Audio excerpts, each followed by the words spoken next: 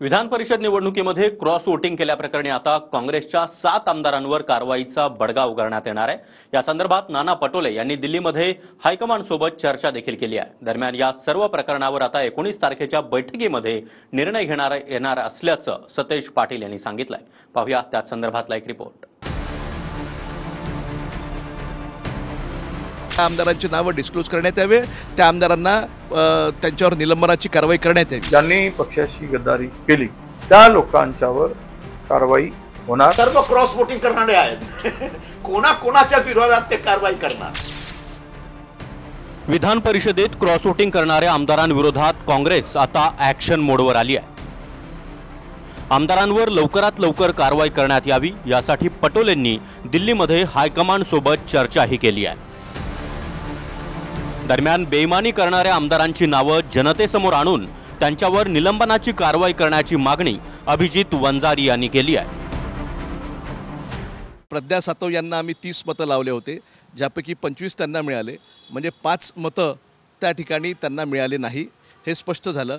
आणि जे 7 मतं आम्ही मिलिंद नार्वेकरांना लावले होते त्यापैकी 2 मतं जे आहेत ते फुटले, त्याच्यामुळे ते 2 मतं असे 7 मतं जे आहेत ते फुटले, हे बरोबर आहे। इतक्या मोठ्या प्रमाणामध्ये सरसकट उल्लंघन करावं, दुसऱ्यांना मतदान करावं, याच्यापेक्षा दुसरी बेईमानी राहू शकत नाही। तर सर्व राज्यातल्या काँग्रेसप्रेमींची हीच इच्छा आहे की त्या आमदारांची नावे डिस्क्लोज करण्यात यावे, त्या आमदारांना त्यांच्यावर निलंबनाची कारवाई करण्यात यावी। प्रदेश अध्यक्ष नाना पटोलेजी यांनी त्याच्याबद्दल वक्तव्य केलेला 19 तारखेला आमचे प्रभारी रमेश चेन्नीतलाजी येतील आणि त्यानंतर योग्य ते या संदर्भातली कारवाई होईल। नाव काय आयडेंटिफाय झालेत काय? नाव माहिती असली तरी मी बोलणं संयुक्तिक ठरणार नाही, कारण तो आमच्या पक्षाचा अंतर्गत गोष्ट आहे। आम्ही वरिष्ठ बसून त्याच्यामध्ये योग्य तो निर्णय त्या ठिकाणी घेऊ। विधान परिषदेच्या निवडणुकीमध्ये काँग्रेसकडून निवडणूक प्रतिनिधी म्हणून अभिजित वंजारी यांची नियुक्ती करण्यात आली होती।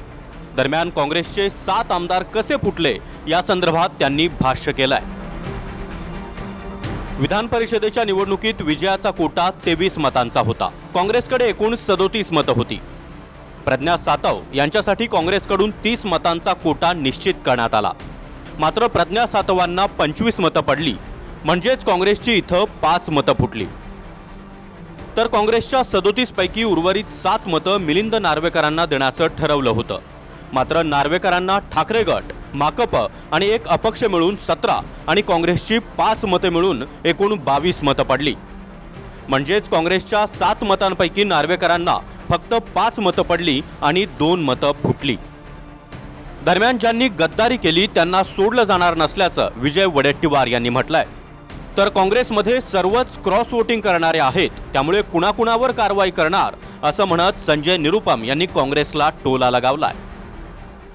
19 तारखेला मुंबईमध्ये काँग्रेसच्या महाराष्ट्रातील शीर्षस्थ नेत्यांची बैठक आहे आणि मला वाटतं की त्या दिवशी यावर नक्की निर्णय होईल आणि ज्यांनी पक्षाशी गद्दारी केली त्या लोकांच्यावर कारवाई होणार, हे आता कोणीही थांबवू शकणार नाही असा आम्हाला विश्वास आहे। काँग्रेसमध्ये सर्व क्रॉस वोटिंग करणारे आहेत, कोणाच्या विरोधात ते कारवाई करणार।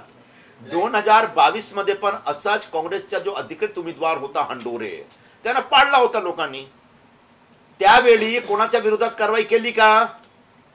आणि त्यावेळी जेव्हा तुम्ही कारवाई केला नाही, त्याचप्रमाणे यावेळी तुम्ही कारवाई करणार का? क्रॉस वोटिंगवरून माझी बदनामी सुरू असल्याचं आमदार हिरामण खोसकर यांनी म्हटलंय। दरम्यान सुरू असलेली बदनामी थांबवावी अशी मागणी देखील त्यांच्याकडून करण्यात आली आहे। माझ्यासारख्या कार्यकर्त्यावर जी बदनामी झाली ती वरिष्ठांनी कुठेतरी थांबवली पाहिजे। आणि एक आता लहान तोंडी मोठं घास माझ्यासारख्या कार्यकर्ते सांगू नये, पण बरेच नवीन जे ज्युनियर आमदार आहेत ते नाराज आहेत।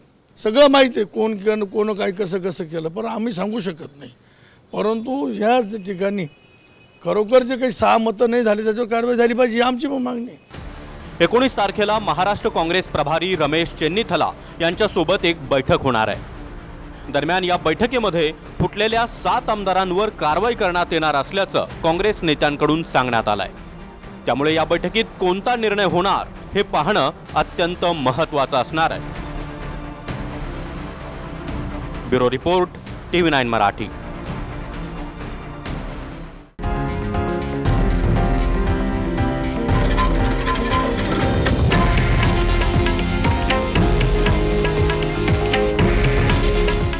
आहे देशातील नंबर 1 न्यूज नेटवर्क आणि आपण पाहत आहात TV9 मराठी. काळजी तुमची, हित महाराष्ट्राचं.